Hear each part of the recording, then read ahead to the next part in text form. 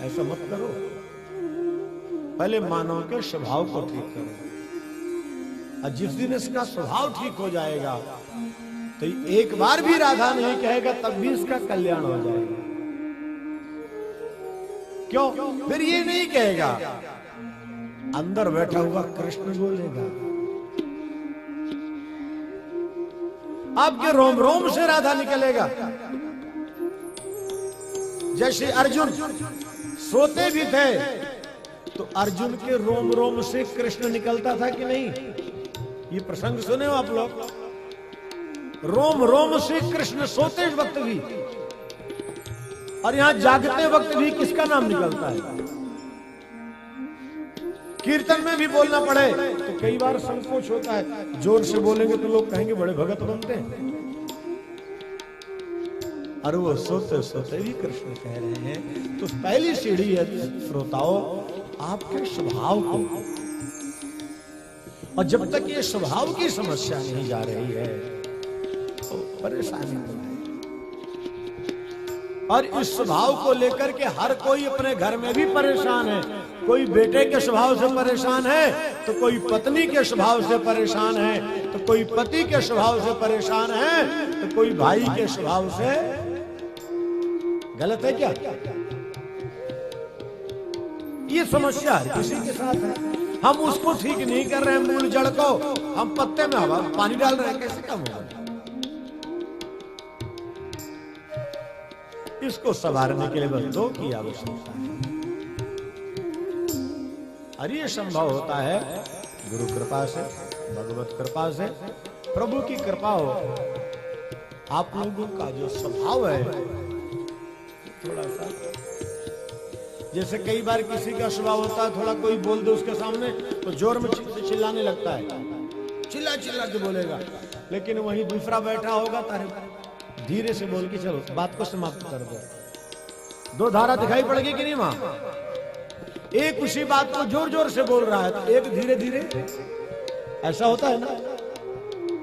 यही समस्या है, इसको पहले ठीक करो,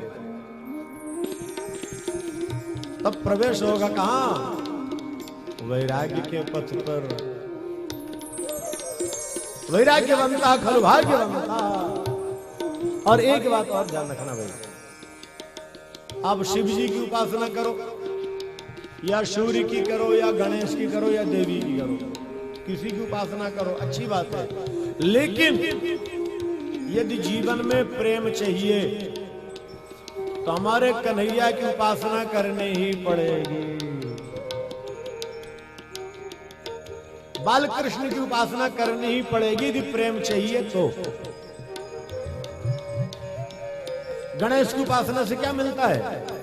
आप गणेश की उपासना करोगे तो आपके समस्त विघ्न दूर होंगे, ये गणेश की उपासना का फल है। शंकर की उपासना करेंगे आपको ज्ञान की प्राप्ति होगी, शंकर की उपासना से ज्ञान है। और गणेश की उपासना से विघ्नों का विनाश। सोफा का नशा होने लगा थोड़ा, ठंडी हवा हो और सोफा हो, नींद ना आए तो फिर कैसे? अच्छी बात है, झूला लेना चाहिए। तो शिव की उपासना से ज्ञान, गणेश की उपासना से विघ्नों का विनाश, और सूर्य की उपासना से शरीर की निरोधता। आपके शरीर में तकलीफ है, परेशान हो, तो सूर्य की उपासना करो।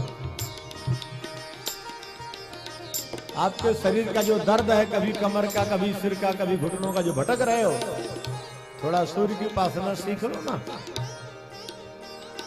सारा दर्द गायब कर देंगे। आपके शरीर में स्वस्थता सूर्य की उपासना से ही आएगी, ध्यान रखना। और आपको धन चाहिए,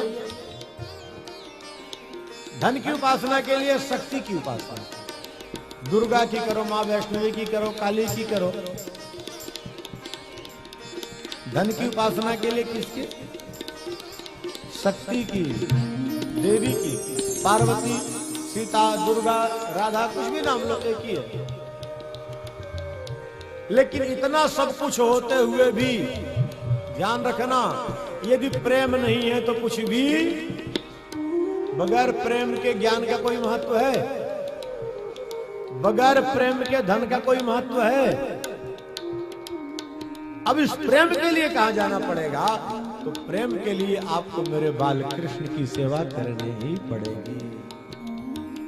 आप नारायण के रूप में करो, राम के रूप में करो, कृष्ण के रूप में करो, कोई अंतर नहीं पड़ता, लेकिन ये करने पड़ेगी। और सनातन धर्म में जन्म लेने वालों, सनातन संस्कृति में जन्म लेने वालों, यदि आप पंचदेवोपासना कर लिए हो तो आपके जीवन की सारी समस्या अपने आप दूर हो जाएगी। पंचदेवोपासना प्रधान सनातन धर्म है, सनातन संस्कृति। तो स्वभाव के बारे में बड़ा सुंदर संकेत किया। ध्रुव जी का स्वभाव अब एकाकी हो गया। और जब एकाकी हुआ, उनको ग्लानि हुई, अरे मैं किसके लिए तप किया था? ये राज्य सुख के लिए? ये तो बिना तप के मिल सकता था। मध्य रात्रि में वैराग्य हुआ और सब कुछ त्याग कर गंगा के किनारे चले गए, गंगा के तट पर पहुंच गए।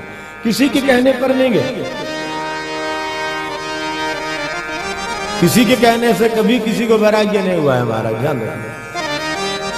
और जो बार बार कहे मैं वैरागी हो जाऊंगा, वैरागी हो जाऊंगा, समझ जाना कभी नहीं होगा।